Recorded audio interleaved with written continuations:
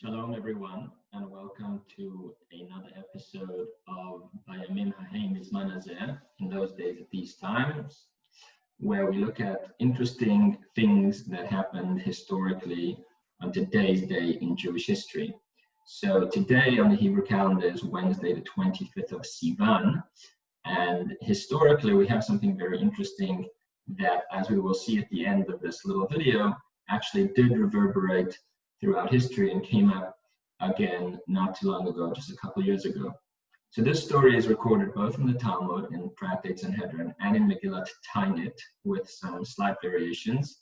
And in Megillat Tainit, it's recorded as have happened today, the 25th of Sivan. So the Gemara tells a story that Geviha ben Pesisa defended the Jews against the Egyptian claims in the court of Alexander the Great. So, in fact, in this Talmud, there was a number of claims that different nations had against the Jewish people, and they came to the court of Alexander the Great to complain. So what was the complaint of the Egyptians? The Egyptians claimed that the Jewish people should repay Egypt for all of the gold and silver that they took with them when they left Egypt. So, of course, we're familiar with the story of the Jews who were slaves in Egypt, and God took us out. And the Egyptians themselves, in the court of Alexander the Great, actually quoted a verse from the Torah. And here you can see the verse on your screen. They quoted the verse that says that Hashem, God, had disposed the Egyptians favorably towards the people. So as the Jewish people were leaving, they had this good attitude towards them, and they let them have their request. Thus, they stripped the Egyptians. So, Vayinatzlu it's Mitzrayim, which is the Hebrew, means they kind of emptied out Egypt. This is from the book of Shemot, chapter 12, verse 36. So the Egyptians came and they took the Jewish people to court. They sued them in front of Alexander the Great, and they said, whoa, you know, the Jewish people many years ago, when they left Egypt, they took so much gold and silver from our land, we want it all back.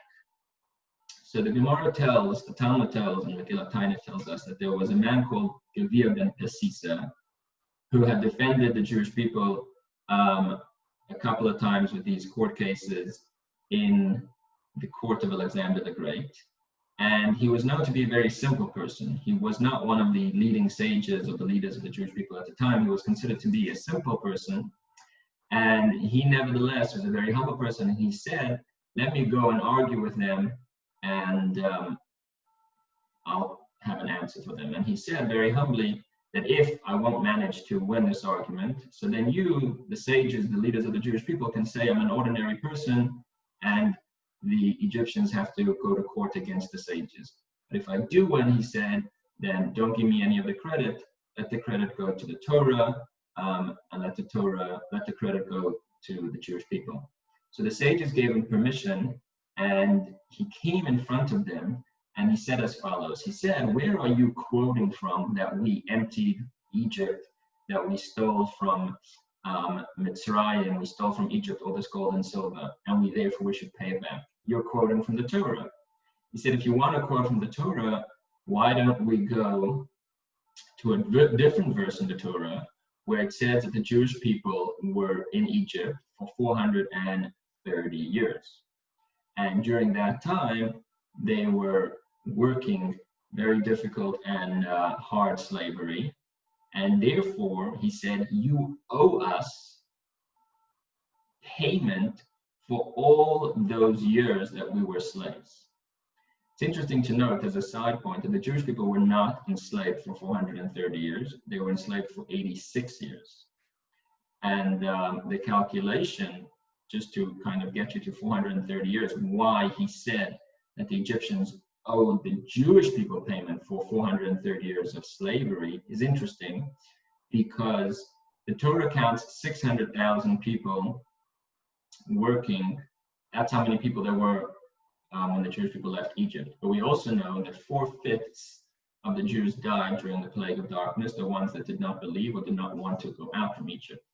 So he made a calculation that he said that if, 1/5 of the people work for 86 years, you really owe us 86 times 5, which is 430 years of work payment for the Jewish people. So he kind of turned it against them, and they said, you owe us the gold. The Egyptians had said, you owe us the gold and silver that you took out when you left Egypt. And Gavir ben Pasisa said, if you're looking in the Torah, the opposite is true. You owe us payment for all the years that the Jewish people were slaves in Egypt, and we did not get paid. Alexander was obviously very impressed by this, and he said to the Egyptians, you need to respond to his claims.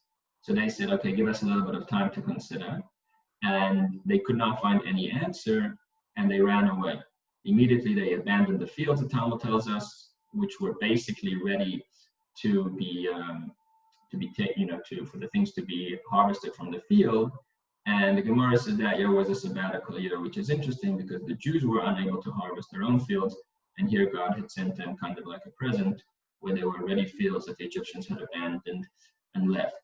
So this interesting story between Gavir ben Pasisa representing the Jewish people and the Egyptians in the court of Alexander took place during the times of Alexander the Great, during the Second Temple. And according to Megillat Tainit, it happened on the 25th day of Sivan, and the Jews actually considered it to be a mini holiday in the sense that they would not do a eulogy if somebody had passed away on this day. What's interesting is that I found a news article from 2003 where the news article reports that there was an Egyptian lawyer who said he planned to sue the world's Jews for plundering gold during the Exodus from Pharaoh. So they brought up this verse over here again from the verse that said that the Israelites had kind of emptied Egypt, and then some people are saying that then the Jews are going to ask for their wages, and a similar kind of debate was being spoken about, although I don't really think it ever made it to a real court. But interesting that in 2003, hundreds of years after the story recorded in the Talmud, recorded in the times of Alexander the Great, we see a similar thing coming up. All right, so that's a little tidbit about today in Jewish history. I hope you enjoyed, and we will see you next time.